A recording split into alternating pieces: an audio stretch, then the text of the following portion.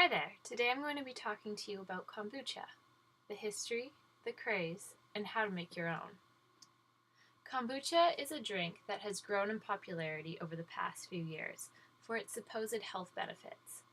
It comes in many different flavors and can be brewed at home in your kitchen. Kombucha is essentially a sweet tea fermented with yeast and bacteria cultures, which we call the SCOBY. SCOBY is an acronym for symbiotic culture of bacteria and yeast. And that's exactly what it is.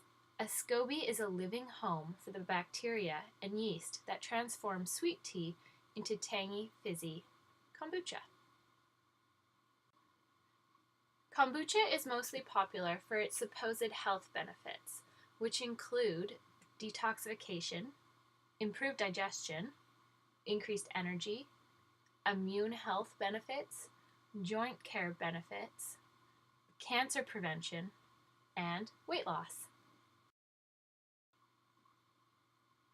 It is thought to have originated in the Far East, probably China, and has been consumed there for at least 2,000 years. The first recorded use of kombucha comes from China in 221 BC. The Chinese are famed for their quest for all manner of longevity elixirs. At the time, it was called the Tea of Immortality. In Japan, it was recorded in 415 AD that the name kombucha is said to have come from a Korean physician called Kombu, who treated the emperor Iniko with the tea that took its name, kombu, and cha, meaning tea. The samurai warriors of ancient Japan were also said to carry it, as it gave them energy in battle. The global kombucha market is expected to reach $4.46 billion by 2024, according to a new report by Grandview Research. Increasing awareness for the health benefits associated with consuming probiotic drinks is projected to boost market demand over the forecasted period. A bottle of kombucha cost roughly $4 Canadian in 2017.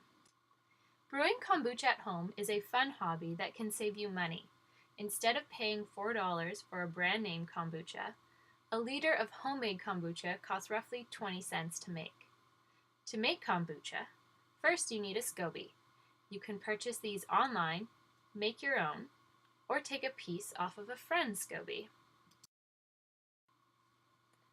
Next, you will need a glass jar that will hold several liters of fluid. It doesn't need a lid, as you will use paper towel with elastic band to allow your SCOBY to breathe. It is a good idea to use glass, as it is an easily sanitized surface. Then you will need either black or green tea bags. Each batch of kombucha uses 3 liters of water and will use 6 to 8 tea bags, depending on your preference. It is recommended to use inexpensive tea, as you will go through it quite quickly. The SCOBY culture eats sugar.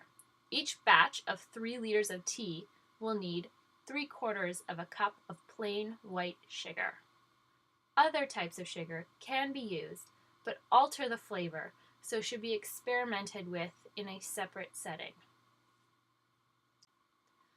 Once you have your supplies ready, you will want to bring 3 liters of water to a boil.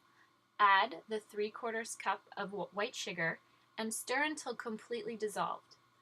Then add your tea bags, 6 to 8 tea bags per 3-liter batch of tea. After the tea is made, remove it from the heat and wait until the tea has cooled to room temperature. You do not want to add it to your SCOBY, as it will cook or scald your SCOBY. Once cool, add your SCOBY and the starter tea to your glass jar. Mix with a wooden spoon and put a breathable cover over the top of your jar to keep dust and debris from getting into your jar. Leave your jar out of direct sunlight and store at room temperature. Over the next few days, a new layer of baby SCOBY will begin to form at the top. You will need to wait longer in winter for this process to occur, about 3 weeks, and as short as 1 week in the summertime. Now your kombucha is ready, so pour out the liquid into a separate container. If you want it to be carbonated, make sure you use a container with an airtight lid.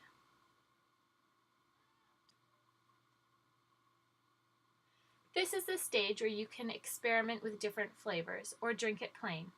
Add ginger, lemon, or other fruit. You may wish to refrigerate your flavored kombucha, as this will slow down the fermentation and carbonation of the kombucha. You can now make another batch of tea to brew more kombucha, and even split apart your SCOBY to give it to friends or make treats out of it. There are many interesting recipes on the internet. One thing to always keep in mind is sanitation is key. Always wash your hands and sterilize your materials and utensils with boiling water before having them come in contact with your SCOBY. It is also the reason why we keep a paper towel over the top of the opening of the jar. You now have all the information you need to brew your own kombucha at home and start seeking these supposed health benefits. Have fun with your little science experiment on your counter. And happy brewing!